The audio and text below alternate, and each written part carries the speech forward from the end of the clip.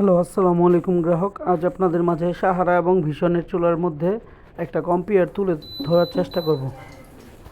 ভীষণের নতুন মডেলের চুলাগুলো যেটা বার করছে তাদের কোম্পানি, কিন্তু ম্যাক্সিমাম চুলার মধ্যে কিছুক্ষণ চলবে সুন্দর মতো, এরপর আবার পরবর্তীতে চালানোর সময় লাইনটা এই সমস্যা দেখা দেয়। এটা অনেক চুলারই মধ্যে এই সমস্যাটা দেখা যাবে। তো ভীষণ এই বিষয়টা লক্ষ্য না করে বাজারে এনেছে। আর পাশেরটা দেখছেন সেম ভীষণের মতোই একটা, এটা হচ্ছে সাহারা। তা সেই ভীষণেরটা হচ্ছে কি আপনার টাচ সুইচ, আর এটা হচ্ছে বাটন সুইচ, যার ফলে এটা চালাইছি কোনো সমস্যা দেখা দেয়নি। চুলাটা সেম ফাংশন সেম সিস্টেম। যদিও ভীষণ কেন এটা মাথায় রাখলো না, একমাত্র ভীষণই বলতে পারবো।